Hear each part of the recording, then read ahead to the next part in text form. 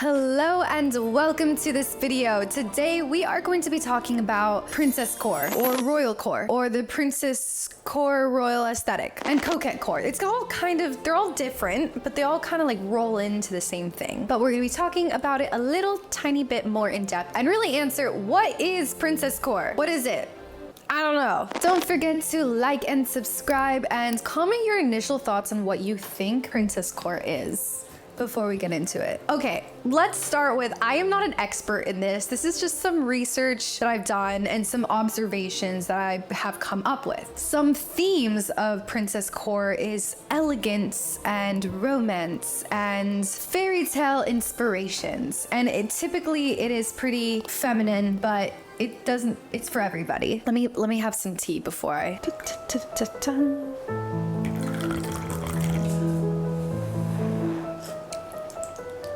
Something that might be obvious is that Princesscore is an aesthetic based off the life, actions, mannerisms, and fashion of a princess.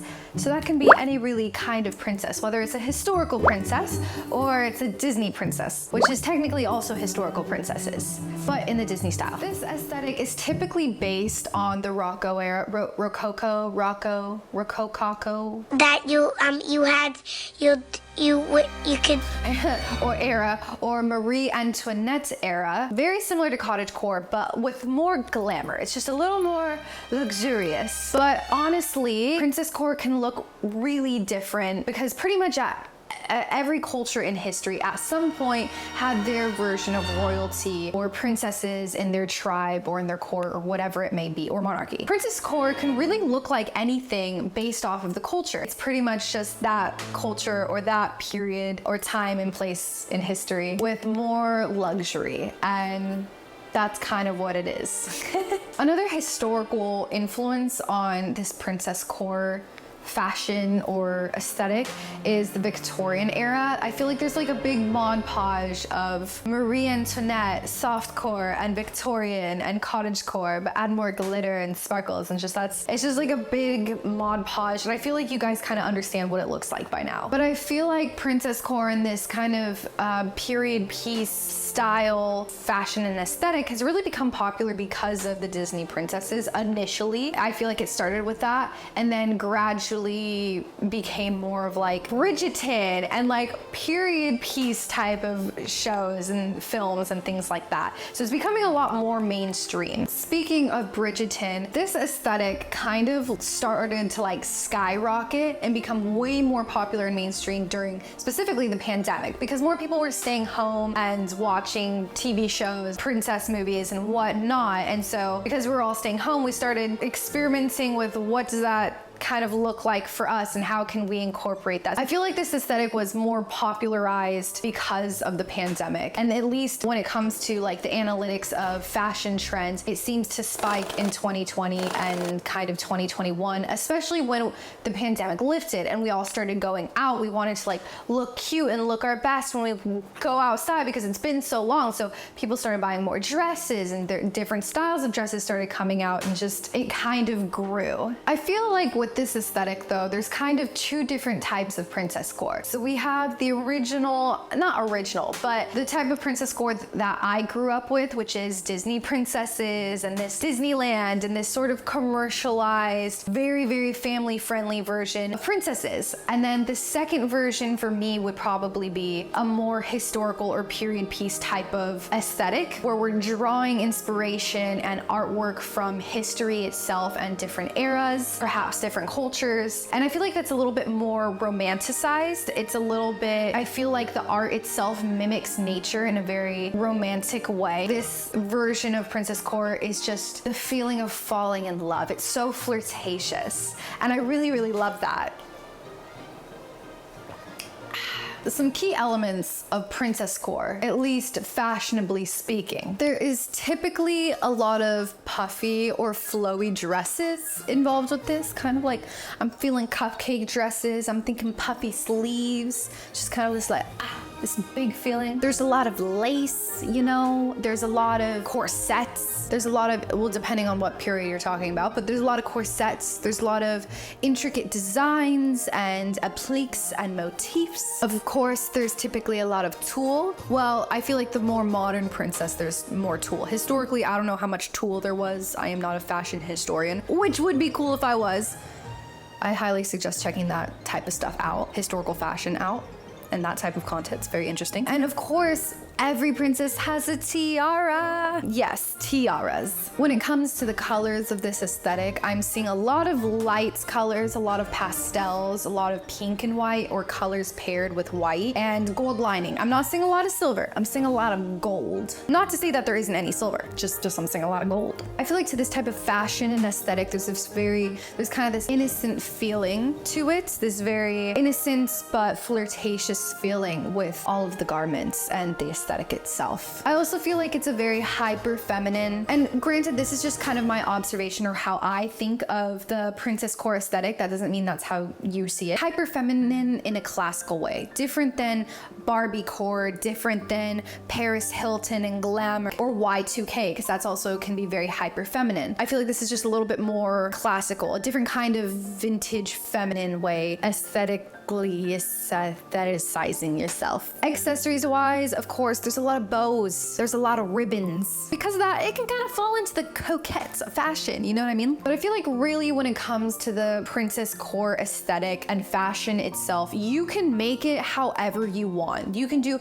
any color palette. You can be a goth princess if you want to be. You could be a fairy princess. You could be a mermaid princess. You can be Cleopatra. She was more of a ruler, but she's sort of a princess, you know? I guess that's more royal core. Every color palette, every piece of history and era, they all got princesses. Choose your choice. You can even be Princess Paris Hilton, because in my eyes, Paris Hilton is a princess. Love her. Anyways, yeah, so really make it you. The fashion, the aesthetic, it's yours, guys. It's yours. You don't have to fit in the box of pink, white, and gold. You know what I mean? Shh. Shush. No. No. Shh. Wait. This is my palm. Bubblegum. She's a sweet girl. She's real feisty. She's a little bit upset because she's been inside today.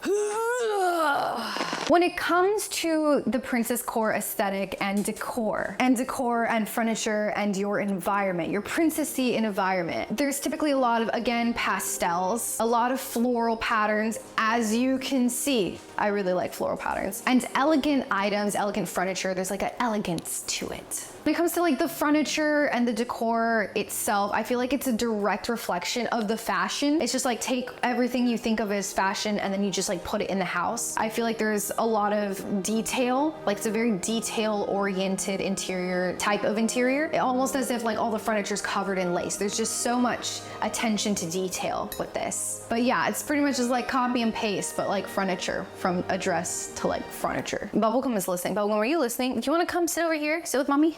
Come here. Come here. There you go. You're just a good girl. You're just like, I just want attention all day, every day. Also, something else I've noticed is that like the art and the architecture and even the fashion and the dresses and the lace, everything is almost this romanticized mimicry of nature itself.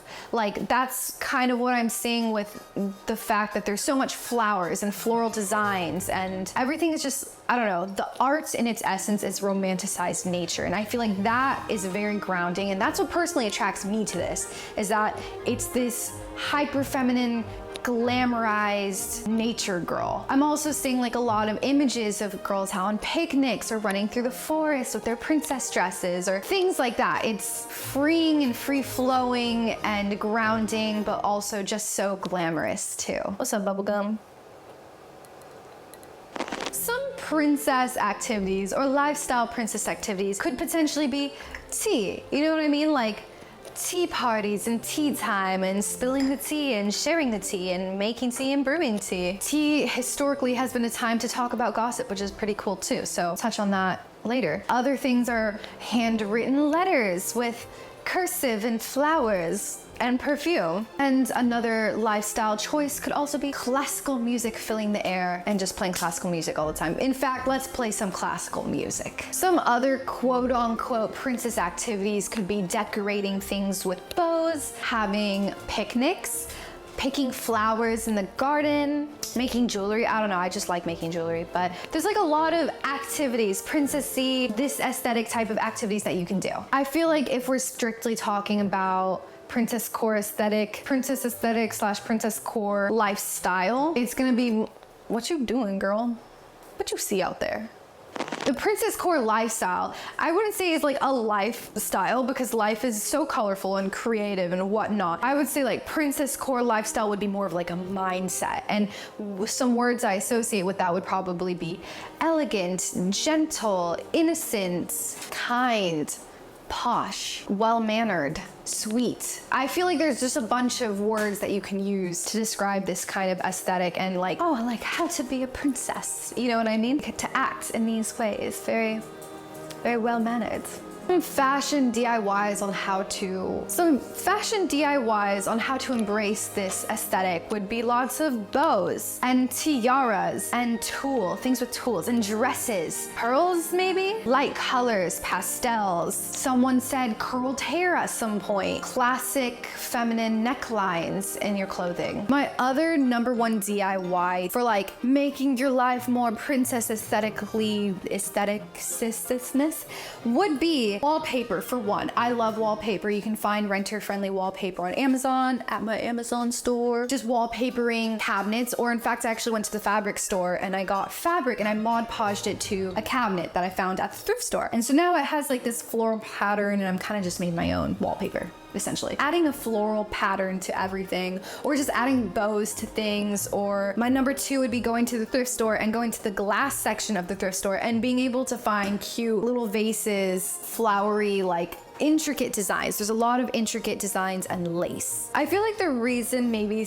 a lot of like people are resonating with the Princesscore aesthetic or the royal core aesthetic right now is because it's kind of like bringing out this inner child, this like, why can't we just be princesses in our everyday life? Like, who said we can't? Who said I can't be a princess in my house while I'm doing the dishes? You know, why not? So I would like you to comment what your favorite thing about Princesscore aesthetic is, or what resonates with you the most, or how you would like to incorporate it into your life. And if you guys have any comments as to what I should do a video next about, feel free. Don't forget to subscribe because all my content is Princesscore now. Not specifically this, but the next video is gonna be a crazy dress haul. Guys, I bought 40 dresses. Oh my goodness. Stay tuned for that video. And I hope to see you next time. Have a great day. Bye.